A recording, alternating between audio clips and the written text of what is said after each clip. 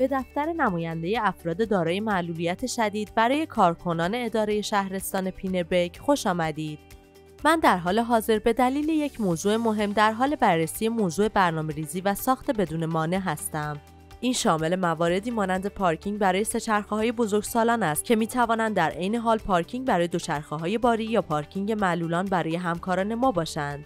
علاوه بر این شامل آشنایی با طرح ایمنی آتش‌سوزی ساختمان و اطمینان از تخلیه همکاران دارای معلولیت حرکتی در صورت آتش‌سوزی است. این موضوع نیز برای شهروندان ما با محدودیت‌های حرکتی خوب و مهم است. یکی دیگر از وظایف مهم همه چیز در مورد موضوع دیجیتالی شدن به ویژه نرم افزار بدون مانع است. بیایید مثالی از رزرو آنلاین قرار ملاقات را بررسی کنیم.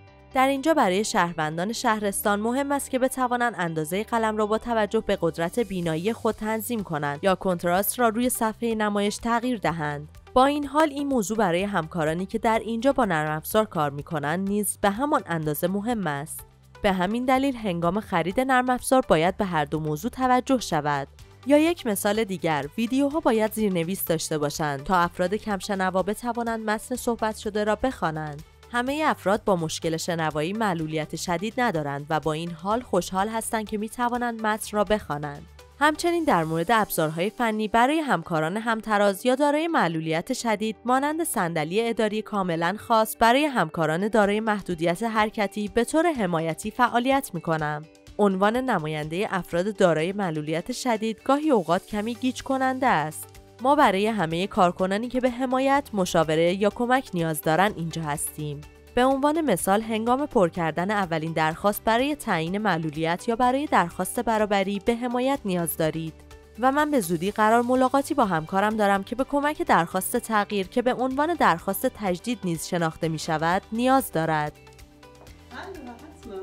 Hallo, schön, dass Sie da sind. Bin ich bei Ihnen richtig? Ja, Stefanie, die Vertretung. Genau, danke.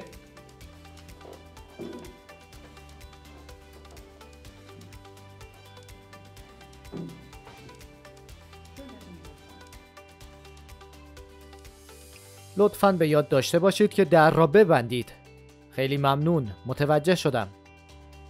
من مسئول حفاظت از داده‌های اداره شهرستان پینبرگ هستم و مراقبت می‌کنم که با داده‌های شخصی با دقت رفتار شود.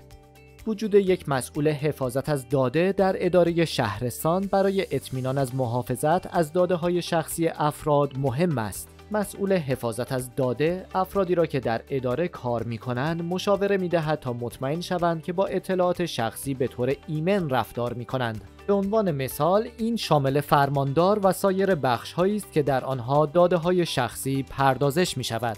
مسئول حفاظت از داده از همه کارکنان در اداره پشتیبانی می‌کند. اگر در مورد حفاظت از داده سوالی دارند به آنها پاسخ می‌دهد و نحوه ایمن رفتار با داده‌ها را نشان می‌دهد. مسئول حفاظت از داده بررسی می‌کند که آیا اداره به درستی قوانین مربوط به حفاظت از داده را رعایت می‌کند یا خیر. این قوانینی مانند مقررات عمومی حفاظت از داده‌ها و قانون حفاظت از داده‌های ایالتی است. او کنترل می‌کند که آیا همه چیز طبق روال انجام می‌شود.